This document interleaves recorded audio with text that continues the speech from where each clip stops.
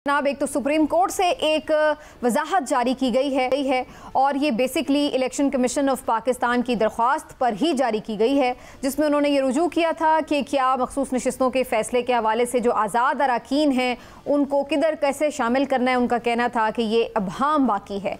आज इस हवाले से अगरचे ये काफ़ी देर पहले रुजू किया गया था इलेक्शन कमीशन की तरफ से, लेकिन टाइमिंग बड़ी इंपॉर्टेंट है। आज के रोज़ 8 जज साहिबान की तरफ से ये वजाहत जारी की गई है और वाज़े तौर पर यह कहा गया है कि वो तमाम अरकान जिन्होंने पीटीआई के बयान हल्फी जमा करवा दिए हैं वो पीटीआई के ही अरकान हैं और उनको एज इट इज़ नोटिफाई किया जाए। और साथ ही साथ इलेक्शन कमीशन को ये भी खरी खरी सुना दी हैं कि ये सारे मामलात बज़ाहिर ऐसा लग रहा है बादियुन नज़र में कि ताख़ीरी हरबे हैं।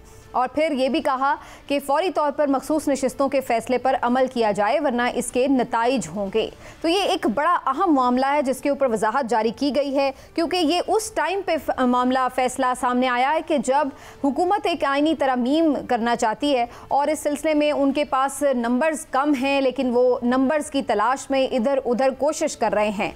अब उनका ये दावा था कि उन्होंने नंबर्स पूरे कर लिए हैं, जिसमें बहुत से लोग ये स्पेकुलेट कर रहे थे कि पीटीआई के वो 41 लोग जो कि पहले मरहले में पीटीआई के लोग डिक्लेयर नहीं हुए थे, शायद उनमें से कुछ लोगों को तोड़ लिया गया है या उनकी हिमायत हासिल कर ली गई है। लेकिन अगर आज के फैसले के तनाजुर में देखा जाए तो फिर इसका भी अब इम्कान महदूद नज़र आता है। तो क्या अब ये आइनी तरमीम हो पाएंगी या नहीं, और इसमें कहाँ पर कौन सी जमात खड़ी होगी, इस हवाले से भी बात करेंगे। आज बड़ी गर्मा गर्म तकारीर भी हुई हैं कौमी असम्बली में भी, सेनेट में भी, उनका भी जायज़ा लेंगे। और फिर एक और मुकदमा जो दर्ज किया गया है इमरान खान साहब के ऊपर बगावत का, उनकी एक ट्वीट के ऊपर, उसका क्या फ्यूचर नज़र आ रहा है, कितना स्ट्रॉन्ग ये मुकदमा साबित हो सकता है उनके लिए, इसके हवाले से भी आज के प्रोग्राम में बात होगी। आप सबको खुशामदीद कहती हूँ। आज ख़ास तौर पर खुशामदीद कहते हैं जी, हमारे साथ आज पीटीआई के सीनियर रहनुमा अबू ज़र सलमान नियाज़ी साहब मौजूद हैं और आप उनके ज़ाहिर लीगल टीम का भी हिस्सा हैं, तो ज़्यादा हमें आज क्लैरिटी से क़वानीन के हवाले से और जो आज का फ़ैसला है उसके हवाले से भी बात करने को मिलेगी।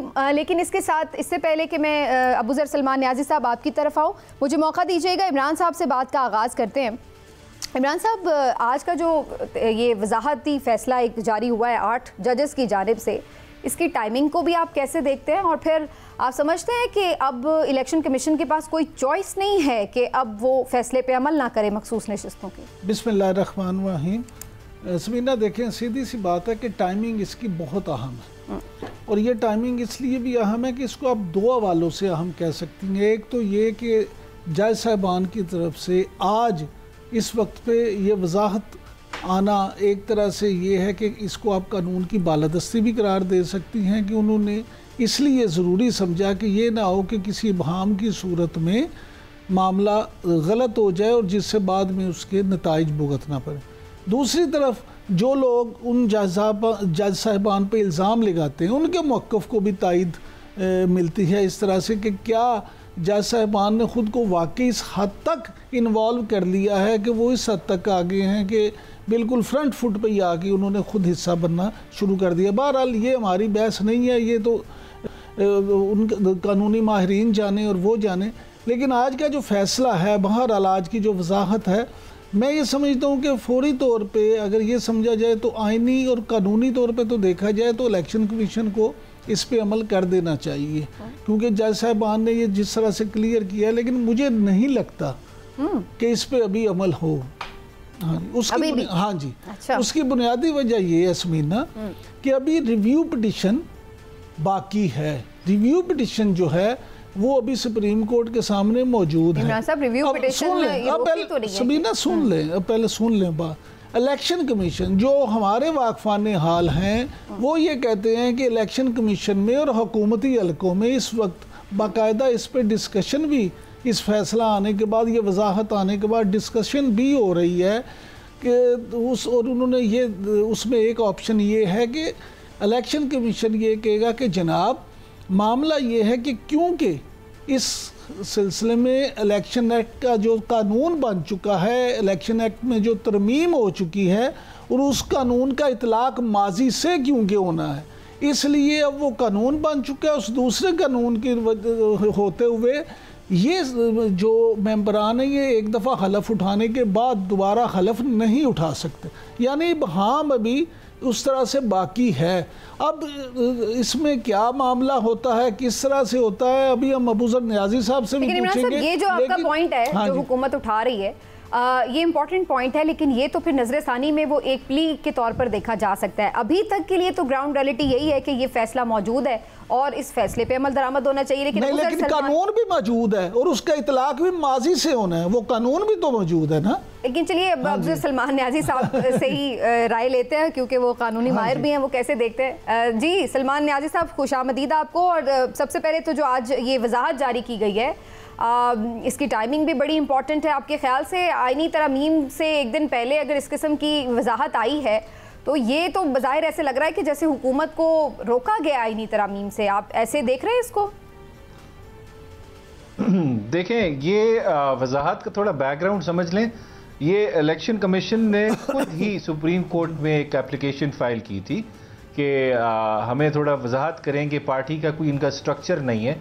क्या ये सर्टिफिकेट जो चेयरमैन को इन्होंने जमा कराए हैं वो चेयरमैन हमारे कागज़ों में चेयरमैन नहीं है, तो ये कैसे हम इसको इंटरटेन करें, और ये बेसिकली सारी चीज़ थी। उसका फिर हमने जवाब जमा कराया था, उसमें इलेक्शन कमीशन की बदनीति हमारे डॉक्यूमेंट्स में हमने बताया था कि किस तरह रिफ्लेक्ट हो रही है। तो सुप्रीम कोर्ट ने कह दिया आज कि इलेक्शन कमीशन जो है वो जानबूझ के इसको डिले कर रहा है to defeat the purpose of the court and justice. और मेरी नज़र में तो इलेक्शन कमीशन के ख़िलाफ़ भी ये चार्जशीट है, ये मिसकॉन्डक्ट का केस बनता है मेंबर्स के ख़िलाफ़। और जहाँ तक दूसरी बात है, इस चीज़ से एक चीज़ क्लियर हो गई है कि जी जो 41 MNAs थे वो भी अब PTI के ही डीम्ड होंगे, क्योंकि उन्होंने सारे लवाजमात पूरे कर दिए थे as per the order of the supreme court. जहाँ तक बात है देवी इमरान साहब भी कर रहे थे, इसी से मैं ज़रा निकाल लूँ कि जो तरमीम की है उन्होंने उसको रेट्रोस्पेक्टिव अप्लाई किया है। देखें, जो सुप्रीम कोर्ट ने फ़ैसला किया है, ओरिजिनल जजमेंट जो दी है वो आइन की तशरीह करते हुए दिया है, आर्टिकल 51 की और आर्टिकल 106 ऑफ द कॉन्स्टिट्यूशन की। अगर आप अमेंड कर दें कोई सब कॉन्स्टिट्यूशनल लॉ जैसे कि simple act of parliament rule या रेगुलेशन, उसको बेशक रेट्रोस्पेक्टिव अप्लाई करें, जिस तरह मर्जी करें, लेकिन जब आइन की तशरीह की भी जो जजमेंट होती है उसका उस पर कोई असर नहीं पड़ सकता, ना आप सुप्रीम कोर्ट की जजमेंट को नलिफाई कर सकते हैं उस पर रिलाई करके। एक चीज़ तो क्लियर है। तो मेरे ख्याल से तो ये जो गवर्नमेंट का प्लान था, एक कोई आइनी तरमीम वो करना चाह रहे थे, जिसको ये जुडिशल पैकेज कहते हैं, मैं तो इसको कहता हूँ काबू पैकेज, क्योंकि इन्होंने जुडिशरी को काबू करने के लिए ये पैकेज इंट्रोड्यूस कराया है। वो मुझे अब उसके कोई इम्कान नजर नहीं आ रहे कामयाब होते हुए। मेरे ख्याल तो मैं अभी आती हूँ। सलमान न्याजी साहब, एक चीज़ और बताइएगा, ये भी आज मैं सुन रही हूँ कि कुछ आपके अराकीन जो 41 वाले अराकीन थे उनमें से अभी तक 2-4 ऐसे हैं जिन्होंने बयान हल्फी ही जमा नहीं कराए। तो आप इस पे कुछ एग्जैक्ट फिगर बता सकते हैं कि कितने लोग हैं जिन्होंने नहीं कराए? मेरी जो लास्ट हमारी जो लास्ट मीटिंग हुई थी पार्टी की, उस पर अभी शायद इसमें डेवलपमेंट हो गई हो। उस वक्त तो एक हमारे मेंबर ने नहीं जमा कराया था, बाकी सब ने करा दिए थे।